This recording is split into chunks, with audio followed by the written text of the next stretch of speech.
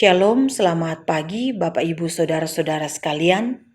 Mari mempersiapkan diri kita bersekutu dengan Tuhan, membaca dan merenungkan firman Tuhan dari Keluaran pasal 33 ayat 1 sampai ayat 6.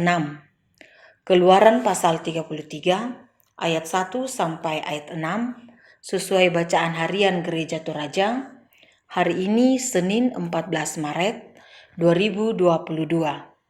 Sebelum kita membaca firman Tuhan, mari kita berdoa. Ungkapan syukur kami naikkan kepadamu ya Tuhan. Oleh kemurahan-Mu, kami boleh menikmati berkat-Mu. Dan pada saat ini, kami pun akan menikmati berkat-Mu melalui firman Tuhan yang akan kami baca dan akan kami renungkan.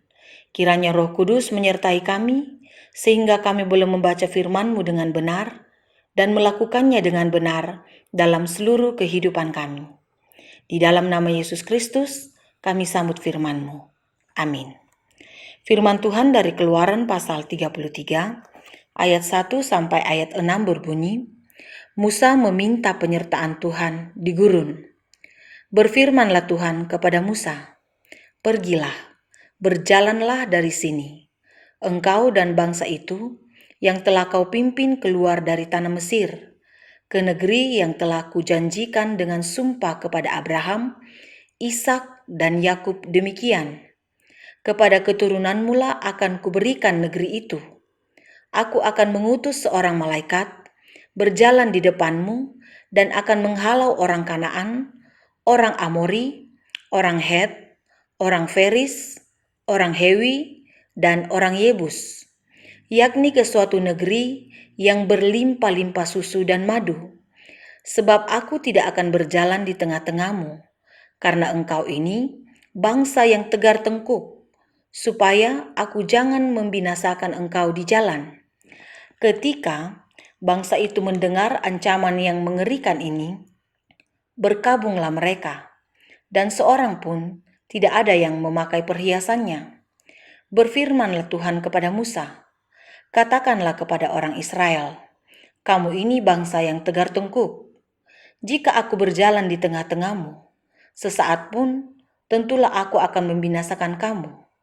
Oleh sebab itu, tanggalkanlah perhiasanmu, maka aku akan melihat apa yang akan kulakukan kepadamu." Demikianlah orang Israel tidak memakai perhiasan-perhiasan lagi sejak dari Gunung Horeb. Amin firman Tuhan. Bacaan kita ini diberikan judul renungan, Tanggalkan yang Duniawi. Poin penting dalam hidup beriman pada Tuhan, yakni memastikan jika hanya Tuhan Allah saja yang disembah. Allah pencipta langit, bumi, laut, dan segala isinya. Allah yang berkarya di dalam Yesus Kristus untuk menyelamatkan dunia ini, sehingga keselamatan menjadi bagian dalam kehidupan orang yang percaya kepada Tuhan. Tentu tidak boleh ada ilah lain atau Allah lain di hadapannya, karena akan membuat Allah memberikan hukuman kepada orang yang menyembah ilah lain di hadapannya. Kemarahan Tuhan tentu akan timbul jika ada ilah lain di hadapannya. Pada kenyataannya, dalam perjalanan sejarah umat Tuhan, umat Israel banyak kali membuat Tuhan bersedih, banyak kali membuat Tuhan marah atas tindakan yang dilakukan. Beberapa kali umat Tuhan memberontak kepada Tuhan, bersungut-sungut kepada Tuhan, menyembah berhala dalam bentuk patung lembu emas yang dibuat oleh umat, yaitu umat Israel. Bacaan ini berbicara tentang firman Tuhan yang datang kepada Musa, dan firman Tuhan itu menyuruh Musa untuk pergi, berjalan, dan oleh pimpinan Tuhan, Musa bersama dengan umat Israel akan keluar dari tanah Mesir ke negeri yang dijanjikan oleh Allah melalui sumpah kepada nenek moyang bangsa Israel. Ayat 1 bacaan ini.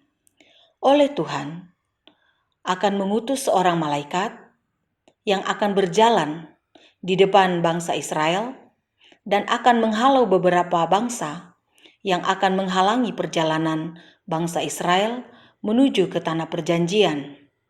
Ayat 2 bacaan ini. Tuhan tidak menyertai bangsa Israel dalam arti bahwa tidak berjalan secara langsung bersama dengan bangsa Israel, tetapi mengutus malaikatnya untuk bersama dengan bangsa Israel, oleh karena bangsa Israel adalah bangsa yang tegar tengkuk. Allah mengenal betul karakter dari umat Israel. Dalam ayat 5 dikatakan bahwa, "Berfirmanlah Tuhan kepada Musa, katakanlah kepada orang Israel, kamu ini bangsa yang tegar tengkuk. Oleh karena kekerasan hati umat Israel lah, sehingga Allah tidak berjalan secara langsung di tengah-tengah umat Tuhan." Di ayat 5b dikatakan, "Jika aku berjalan di tengah-tengahmu sesaat pun, tentulah aku akan membinasakan kamu." Dan hal yang terpenting dari semua ini adalah Allah menginginkan supaya umat Tuhan, umat Israel, menanggalkan perhiasan untuk menyembah Tuhan. Di ayat 5c itu diungkapkan. Tentu perhiasan yang dimaksud di sini adalah segala sesuatu yang menghalangi atau merintangi umat Israel untuk berfokus menyembah kepada Tuhan. Segala sesuatu yang dimaksud di sini tentu menyangkut penyembahan kepada berhala, menyangkut godaan untuk menyembah Allah-Allah bangsa yang lain, bahkan termasuk di dalamnya sungut-sungut dari umat Tuhan. Dan tentu Tuhan tidak menginginkan hal ini terjadi dalam kehidupan bangsa Israel dalam perjalanan menuju tanah perjanjian. Dan oleh semua itu, Tuhan menginginkan agar umat Tuhan menanggalkan perhiasan yang mereka pakai, agar Tuhan menyatakan apa yang akan dilakukan kepada umat Tuhan. Lalu kemudian respon umat Israel dikatakan dalam ayat 6 bahwa umat Israel tidak memakai perhiasan-perhiasan lagi sejak di Gunung Horeb. Bapak Ibu Saudara-saudara sekalian, perhiasan-perhiasan duniawi kerap kali menjadi halangan dalam beribadah kepada Tuhan. Kerap kali menjadi halangan dan rintangan bagi kita dalam bersekutu dengan Tuhan. Perhiasan-perhiasan duniawi tentu termasuk di dalamnya soal karakter, sifat, harta, benda, posisi, kedudukan, dan apapun yang bersifat duniawi. Jika Allah menginginkan bangsa Israel melepaskan dan menanggalkan itu untuk kepentingan Tuhan, agar berfokus beribadah kepada Tuhan, mari kita juga dalam seluruh kehidupan kita menanggalkan segala sesuatu yang bersifat duniawi, agar kita pun berfokus untuk beribadah kepada Tuhan dan sungguh mengakui bahwa Dialah Allah yang patut disembah dan hanya kepadanya lah kita menyembah, bukan kepada hal-hal yang ada di dalam dunia ini.